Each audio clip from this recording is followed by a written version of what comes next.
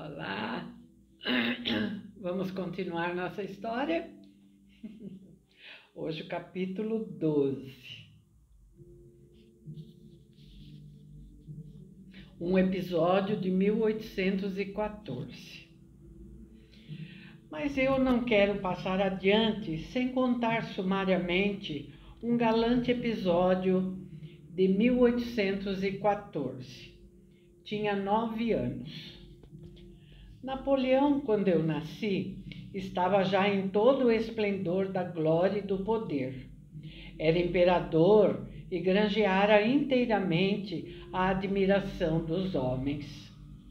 Meu pai, que, à força de persuadir os outros da nossa nobreza, acabara persuadindo-se a si próprio, nutria contra ele um ódio puramente mental. Era isso motivo de renhidas contendas em nossa casa, porque meu tio João, não sei se por espírito de classe e simpatia de ofício, perdoava no déspota o que admirava no general. Meu tio padre era inflexível contra o corso. Os outros parentes dividiam-se, daí as controvérsias e as rusgas. Chegando ao Rio de Janeiro a notícia da primeira queda de Napoleão, houve naturalmente grande abalo em nossa casa, mas nenhum chasco ou remoque. Os vencidos, testemunhas do regozijo público, julgaram mais decoroso o silêncio. Alguns foram além e bateram palmas. A população, cordialmente alegre, não regateou demonstrações de afeto à real família. Houve iluminações, salvas, te deum, cortejo e aclamações. Figurei nesses dias como um espadim novo que meu padrinho me dera no dia de Santo Antônio. E, francamente, interessava-me mais o espadim do que a queda de Napoleão. Nunca me esqueceu esse fenômeno. Nunca mais deixei de pensar comigo que o nosso espadim é sempre maior do que a espada de Napoleão. E notem que eu ouvi muito discurso quando era vivo, li muita página rumorosa de grandes ideias e maiores palavras, mas não sei porquê, no fundo dos aplausos que me arrancavam da boca, lá escoava alguma vez esse conceito de experimentado. Vai-te embora, tu só cuidas do espadim. Não se contentou a minha família em ter um quinhão anônimo no regozijo público. Entendeu oportuno e indispensável celebrar a destituição do imperador com um jantar, e tal jantar que o ruído das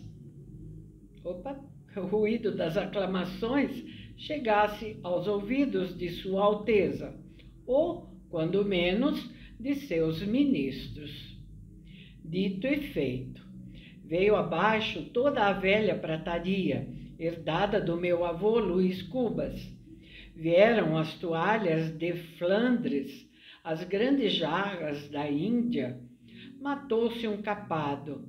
Encomendaram-se às madres da ajuda as compotas e marmeladas. Lavaram-se, arearam-se, poliram-se as salas, escadas, castiçais, arandelas, as vastas mangas de vidro, todos os aparelhos do luxo clássico.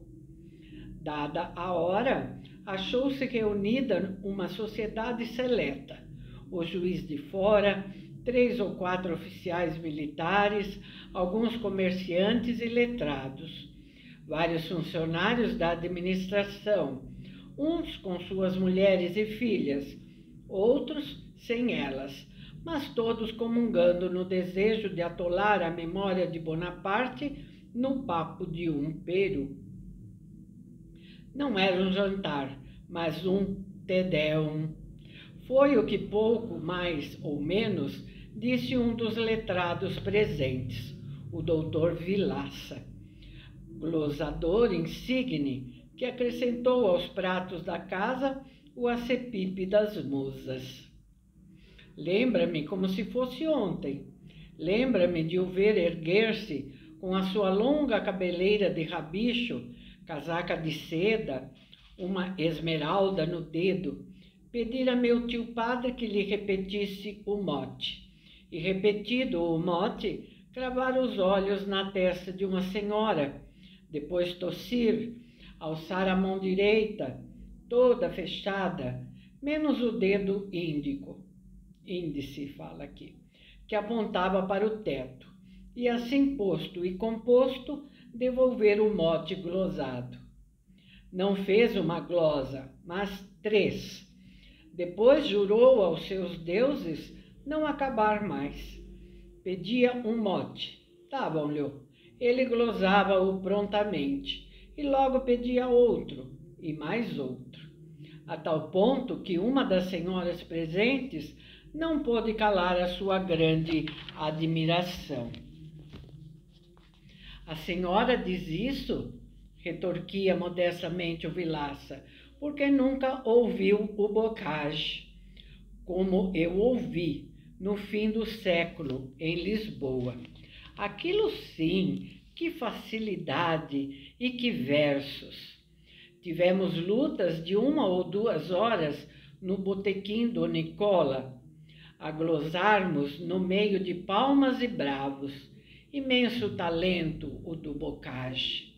Era o que me dizia há dias a senhora duquesa de Cadaval. E estas 3 palavras últimas, expressas com muita ênfase, produziram em toda a assembleia um frêmito de admiração e pasmo, pois esse homem tão dado, tão simples, além de pleitear com poetas, discreteava com duquesas, um bocage e uma Cadaval. Ao contato de tal homem, as damas sentiam-se superfinas. Os varões olhavam-no com respeito, alguns com inveja, não raros com incredulidade. Ele, entretanto, ia a caminho a acumular adjetivo sobre adjetivo, advérbio sobre advérbio, a desfiar todas as rimas de tirano e de usurpador. Era a sobremesa. Ninguém já pensava em comer. No intervalo das glosas, corria um burburinho alegre, um palavrear de estômagos satisfeitos. Os olhos moles e úmidos, ou vivos e cálidos, espreguiçavam-se ou saltitavam de uma ponta à outra da mesa, atulhada de doces e frutas. Aqui o ananás em fatias, ali o melão em talhadas, as compoteiras de cristal deixando ver o doce de coco, finalmente ralado, amarelo como uma gema.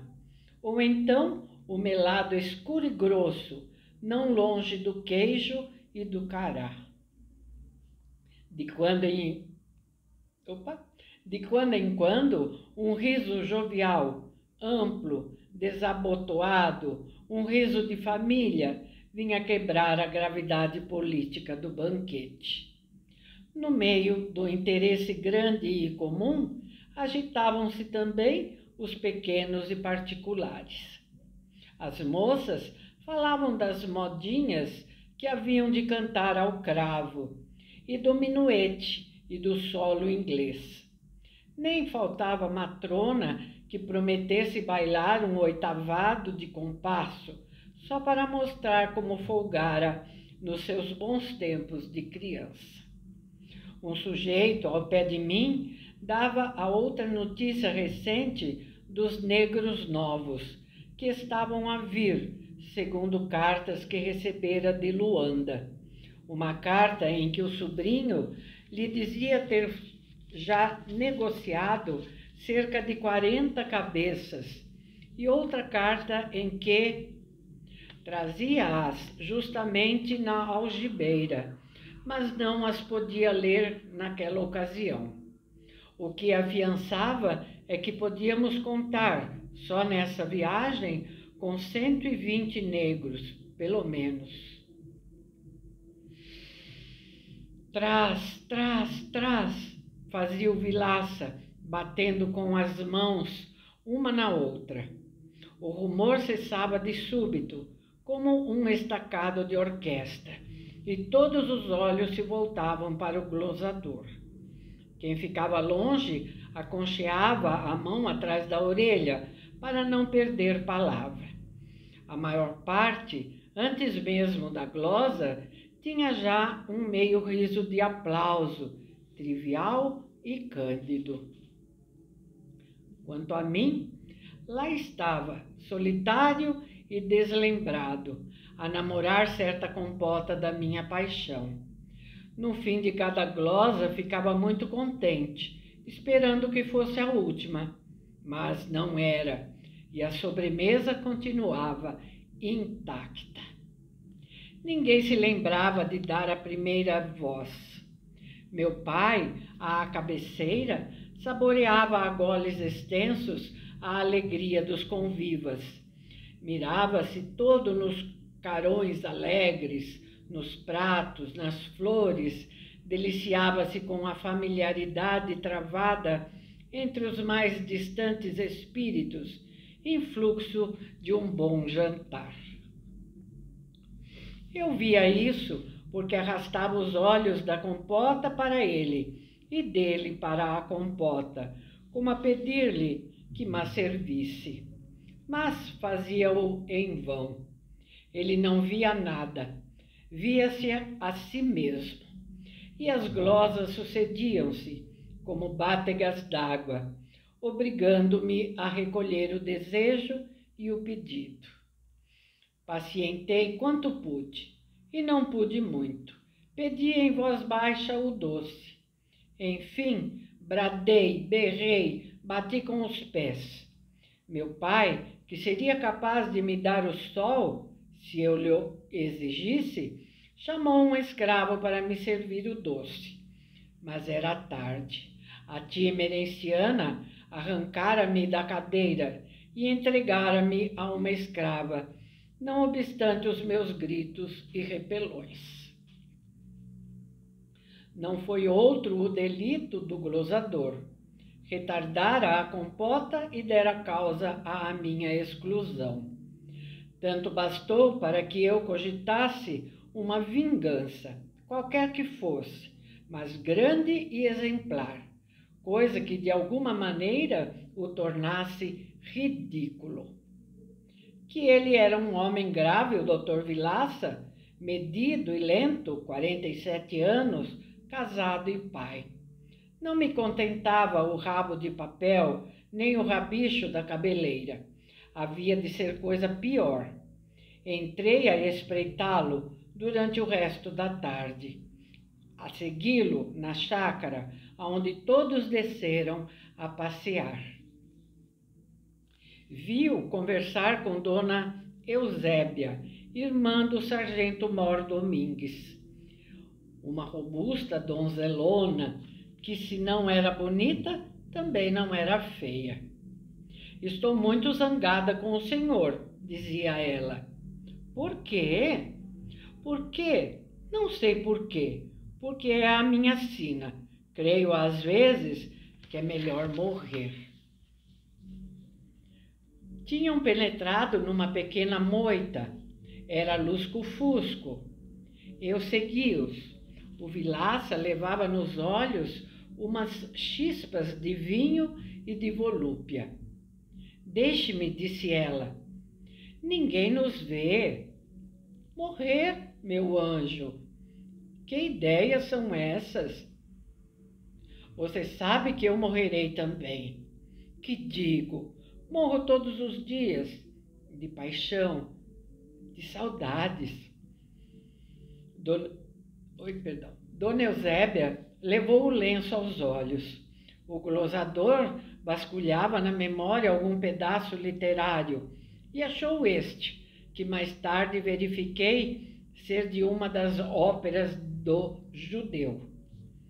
Não chores, meu bem, não queiras que o dia amanheça com 2 auroras. Disse isso. Puxou-a para si. Ela resistiu um pouco, mas deixou-se ir. Uniram os rostos e eu ouvi estalar, muito ao de leve, um beijo, o mais medroso dos beijos. O doutor Vilaça deu um beijo em Dona Eusébia, bradei eu correndo pela chácara. Foi um estouro essa minha palavra. A estupefação imobilizou a todos. Os olhos espraiavam-se a uma e outra banda. Trocavam-se sorrisos, segredos, a socapa.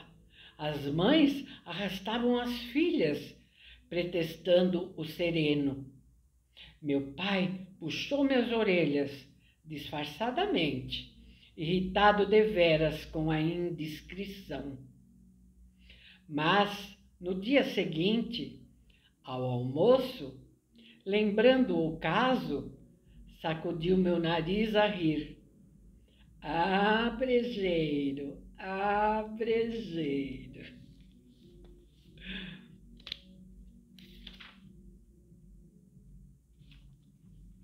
Acho que eu vou ficar por aqui, porque acho que o outro capítulo vai passar muito do nosso horário, tá bom? Vou deixar mais curtinho hoje, tá? Então tá bom. Vou aproveitar e lembrar vocês da importância que é você deixar seu like, deixar seu comentário, compartilhar o nosso canal para que ele possa crescer e outras pessoas, talvez muito necessitadas de uma boa leitura, que por algum motivo isso lhe é impossível, de poderem ter aqui esse entretenimento, não é? O YouTube gosta quando as pessoas demonstram que estão interessadas em determinados canais. E aí ela percebendo isso, como? Pelos likes, comentários, divulgação, compartilhamento, todas essas coisas. Aí ela também divulga, oferece, incentiva os frequentadores aqui do YouTube a acessar o nosso canal, tá bom? Eu conto com vocês, viu? Conto mesmo, tá bom? Muito obrigada. Antecipadamente eu agradeço vocês ajudarem o canal a crescer, tá bom? Um abraço e até amanhã.